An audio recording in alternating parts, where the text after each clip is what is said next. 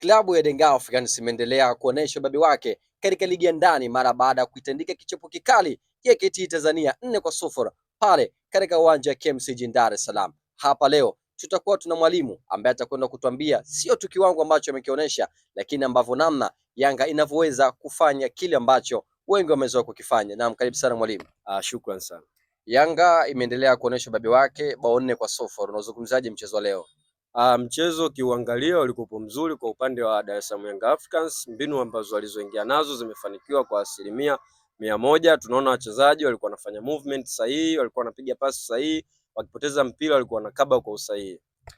Katika safu ya ushambuliaji mpaka sasa inaonekana sio washambuliaji ambao wanaoshinda magoli, asilimia kubwa ni mabeki pamoja na viungo. Unadhani kuna mtu anakosekana kama Stefan Aziz Ki ambao anashindwa kuzalisha magoli kwa washambuliaji? Ukiangalia Yanga kwa mifumo ya mwalimu, Yanga inacheza sana kitimu. Kwa hiyo usishangae kuona kila mchezaji anapata nafasi ya kufunga. Ujio wa mchezaji kama Stefan Aziz Ki utaongeza kitu katika timu. Sio tu kwamba mchezaji anatakiwa kama Peter Shaulile ndo yeye ahusike katika magoli yote ya Yanga. Ni kama mtego ambao ameuweka pale Bonye tu, ile akimkaba huko wengine wanashinda. Inawezekana, ila katika safu ya ushambuliaji wa Yanga unaona kila mtu ana hamu ya kutaka kufunga, yaani timu nzima kwa ujumla inataka. Ndio maana akishafika golini unaona kabisa nafasi wanazotengeneza kila mchezaji anakuwa na ofa ya kutaka kupiga ama kutoa pasi, yaani ubunifu umekuwa umeongezeka sana katika klabu ya Yanga. Sahihi.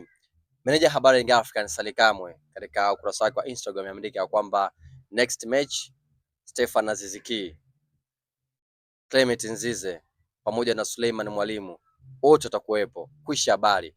Unaozungumziaje ujio huu? Ujio huo unaozungumzia kwa wataendelea pale ambapo Yanga walipoishia, yaani mabadiliko yatazidi kuongea. Kama walikuwa wanashinda goli 3, wachezaji wale wakiongezeka watapata morali, watapata magoli zaidi ya 3 na kuendelea au 3. Inaangalika na mchezo ambao watakokutana nao na timu fulani kwamba imekujaje. So kwa sasa unadhani timu gani ambayo inaweza kumkomusha Yanga isipate walau alama 3?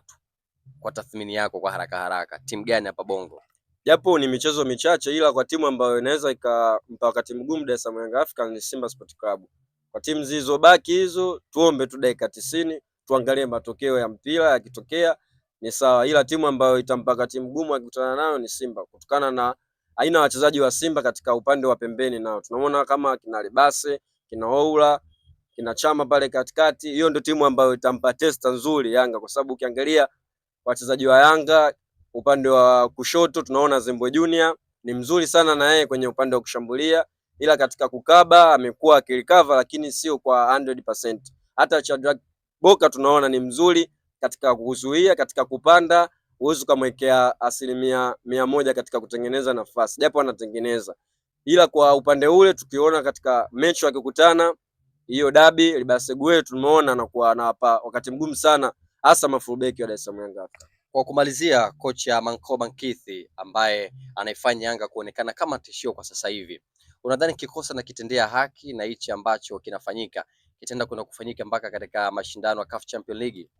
Kwa upande wake anajaribu kuingiza mifumo yake siku na siku, mechi baada ya mechi, mechi baada ya mechi. Maana unaona kila mchezaji anapata nafasi katika timu yake. Tunaona leo kaingizwa Kinda, yule Chuga Jeyala kaingizwa, kacheza dakika zake zimemtosha. Kocha amekuwa anafanya mabadiliko, anapumzisha silaha zake, kina Albert Kangwanda, kina Zukwame, stuff like that.